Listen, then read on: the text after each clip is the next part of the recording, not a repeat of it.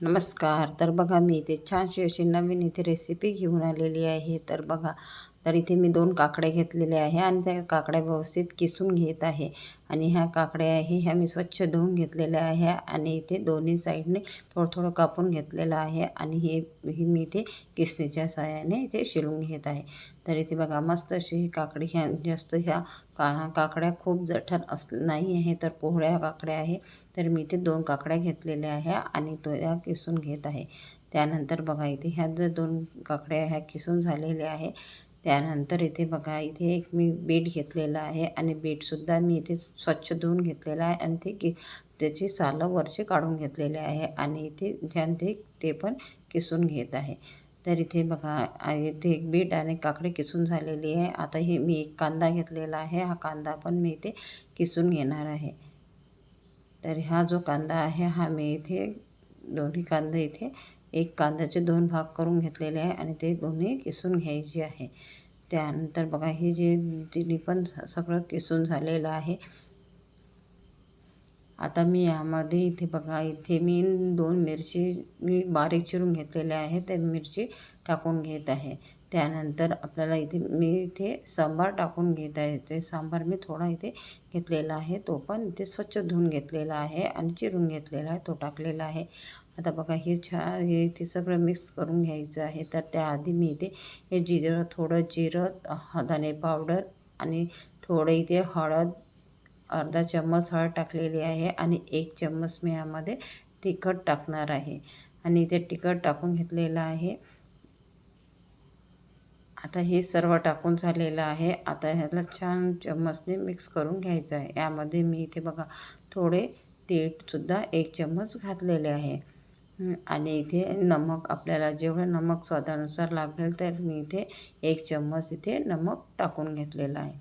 आता हे सर्व टाकल्यानंतर हे छान प्रकारे चम्मचने मिक्स करून घ्यायचं आहे.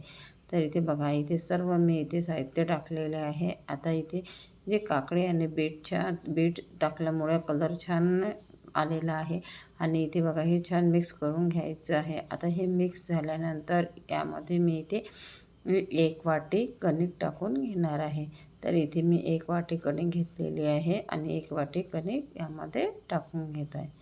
आता हे कणिक टाकल्यानंतर आपल्याला इथे 2 चम्मच इथे बेसनसुद्धा टाकायचं आहे. तर मी इथे 2 चम्मच बेसन घेतलेलं आहे आणि हे 2 चम्मच बेसनसुद्धा यामध्ये टाकून घेत आहे. आणि त्यानंतर इथे मी 1 चम्मच यामध्ये तांदळाचं पीठ टाकून घेत आहे. अशा प्रकारे हे सर्व पीठ मी टाकून घेतलेले आहे. आता इथे छान हाताने ते मिक्स करून घ्यायचं आहे. तर बघा इथे मी हे जे रेसिपी आहे हे जे थालीपीठ आहे ते मी इथे मुलींच्या टिफिनसाठी सकाळी ते बनवत आहे. म्हणजे मुलींचा आज मला टिफिनमध्ये हेल्दी टिफिन द्यायचा होता. तर मी ते अशा प्रकारे हे बीट आणि काकडीचे पराठे त्यांना आज इथे टिफिनमध्ये बनवून दिलेले आहे. म्हणून मला असं वाटतं की हा व्हिडिओ आपल्यासोबत शेअर करावा म्हणून मी इथे हा व्हिडिओ इथे आज टाकत आहे. तर इथे बघा छान प्रकारे हे पीठ मिक्स झालेलं आहे आणि इथे बघा छान घट्ट असं झालेलं आहे. आता यामध्ये इथे बघा थोडं मी इथे पाणी टाकून घेणार आहे. तर इथे बघा हे जे छान मिक्स झाल्यानंतर इथे आता थोडं घट्टसं झालेलं आहे. तर इथे मी 2 ते 3 मिनटं हे होऊ देणार आहे आणि त्यानंतर इथे जर थोडं पाणी लागत असेल तर मी इथे थोडं पाणी यामध्ये टाकून घेणार आहे. तर मी इथे थोडं पाणी टाकलेलं आहे आणि छान ते थोडं पातळ करून घेतलेलं आहे आणि छान मिक्स करून घ्यायचं आहे. आणि इथे बघा हे जे मी मिक्स करून झाल्यानंतर आता मी इथे तावा ठेवून घेणार आहे आणि तव्यावर हे आपल्याला थालीपीठ टाकायची आहे. तर तावा हा मी इथे 2 मिनटं आधी गरम करायला ठेवलेला आहे. तर तवा बघा छान गरम झालेला आहे. आता इथे थोडं या तव्यावर तेल टाकून घेत आहे. आता थोडं तेल टाकून घ्यायचं आहे आणि जे थालीपीठचं सारण आहे ते तव्यावर व्यवस्थित पसरून घ्यायचं आहे.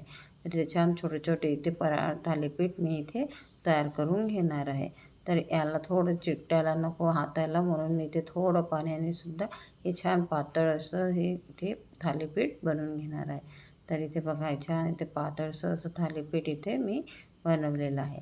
आणि हे जे थालीपीठ आहे हे माझ्या मुलांना गरम गरम पण खायला आवडतात, म्हणून आता मी त्यांना हे नाश्त्याला पण देणार आहे आणि ते टिफिनमध्ये पण इथे देणार आहे. तर हेल्दी असे हे थालीपीठ मी इथे बनवत आहे. तर बघा मैत्रिणींनो, जर मुलं इथे बीट वगैरे काकडी वगैरे जर खात नसेल किंवा आपण सलाद वगैरे केलं तर खात नसेल, तर अशा प्रकारे जर थालीपीठ करून दिले तर ते आवडीने खातात. आणि असे टेस्टी आणि चटपटीत असे हे जर अशा प्रकारे जर हे थालीपीठ बनवले तर मुलं आवडीनं खातात. म्हणून मी अशा प्रकारे नवनवीन इथे थालीपीठ किंवा पराठे मुलींना नेहमी टिफिनमध्ये किंवा घरी पटकन करून देते. तर मला असं वाटलं की आज हा व्हिडिओ आपल्यासोबत शेअर करावा, म्हणून मी इथे आपल्यासोबत हा शेअर करत आहे. तर माझा हा व्हिडिओ आपल्याला कसा वाटला तर मला कॉमेंट करून मला नक्की सांगा. माझ्या व्हिडिओला लाईक करा, शेअर करा आणि माझं हे चॅनल सबस्क्राईब करून ठेवा, जेणेकरून असेच नवनवीन व्हिडिओ आपल्यासोबत शेअर करत राहील. आणि बघा इथे मस्त असा छानसा इथे हा पराठा इथे तयार झालेला आहे.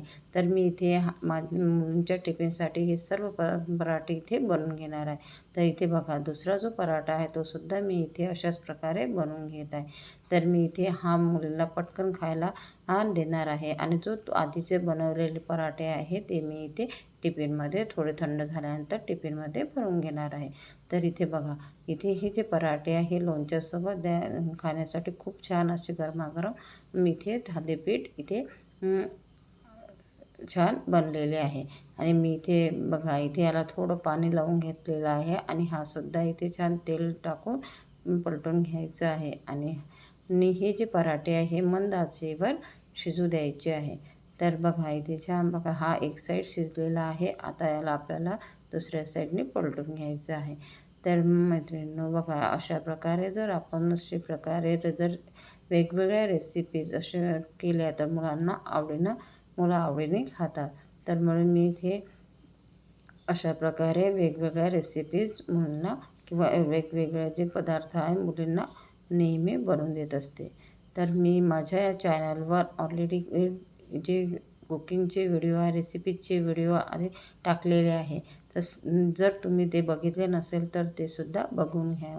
तर आता मी सध्या टीचिंगचे व्हिडिओ टाकलेले होते, पण मला वाटलं की आजपासून पुन्हा रेसिपीजचे व्हिडिओ आपल्यासोबत शेअर करणार आहेत. तर बघा मस्त असा हा गरमागरम थालीपीठ इथे तयार झालेला आहे.